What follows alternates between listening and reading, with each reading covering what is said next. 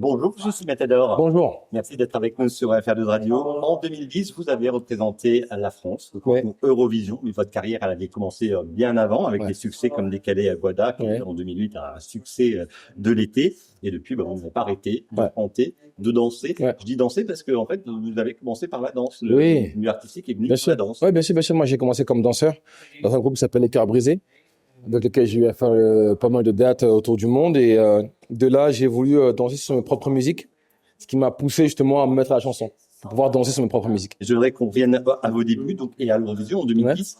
C'est France Télévisions et la SACEM qui vous ont choisi. Racontez-moi comment ça s'est passé. Vous aviez candidaté, ils sont venus vous chercher. Même pas. Moi, je l'ai appris à la télé comme tout le monde.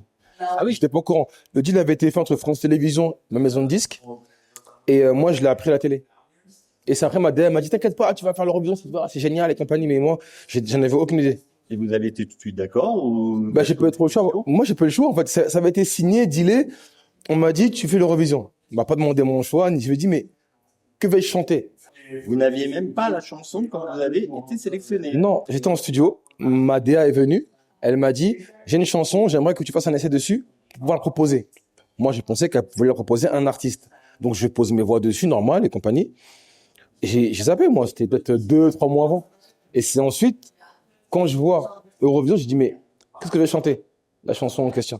Est-ce que France Télévisions, quand même, vous a préparé, par exemple, pour la chorégraphie, ce haka qui est resté célèbre, iconique, comment il est venu? Alors, pour l'anecdote, de base, moi, je me suis dit, bon, c'est l'Eurovision, c'est très mainstream, on va faire un truc trop agressif. J'ai fait une chorégraphie toute bateau, et Nicolas Pernikov, qui était le numéro 2 de France Télévisions, il vient en répétition, il me dit, non, coupe. Jessie, je t'ai pas pris pour ça. Moi, je t'ai pris pour un truc qui envoie, fais-moi un truc qui envoie. Mais dans la musique originale, il y a un espace au milieu où il y a que de l'instru.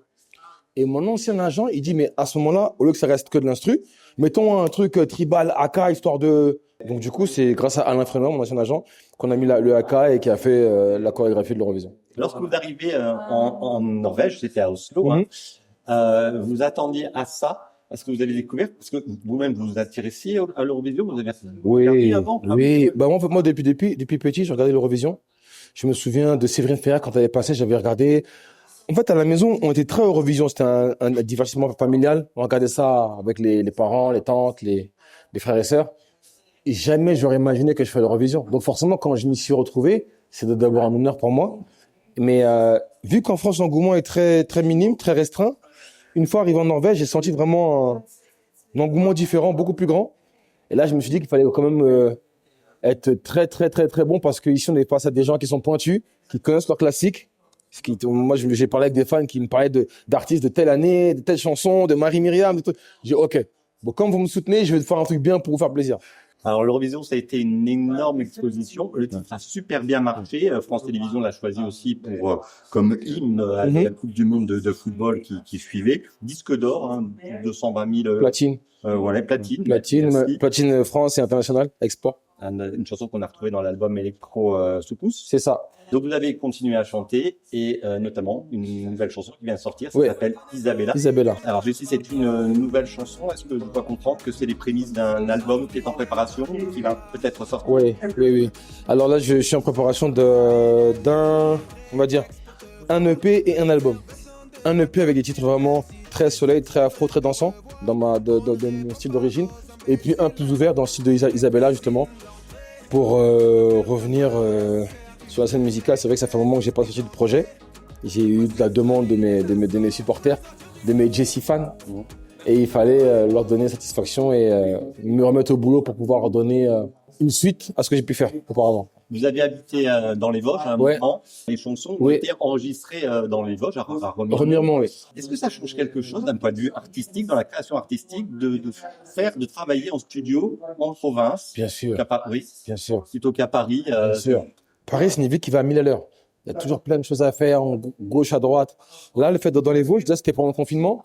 Donc, du coup, c'était déjà on était déjà assez dans un environnement très, très serein, très calme. Mais être à la montagne, à l'air frais, avec des gens, on va dire, de bonne foi, des gens vraiment bienveillants, forcément, ça aide à vraiment se concentrer sur son travail et à donner le meilleur de soi-même. Ça joue complètement. C'est pour ça que beaucoup d'artistes on appelle ça des résidences. ils sortent un peu de leur quotidien ou de leur lieu de résidence pour pouvoir se concentrer sur leur projet et penser à autre chose.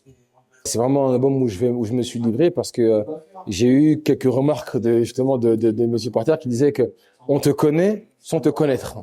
On sait pas ce que tu penses, on connaît pas tes émotions, on sait que tu danses bien, on sait que tu sais chanter, mais voilà. Donc c'est disons la vision d'un quarantenaire, la vision du monde d'un quarantenaire à travers des chansons. Voilà. Je parle un peu de pas mal de sujets, de la guerre au Congo, dans mon pays. Je parle d'amour, je parle de la paternité, je parle de pas mal de sujets. Et c'est vraiment intéressant.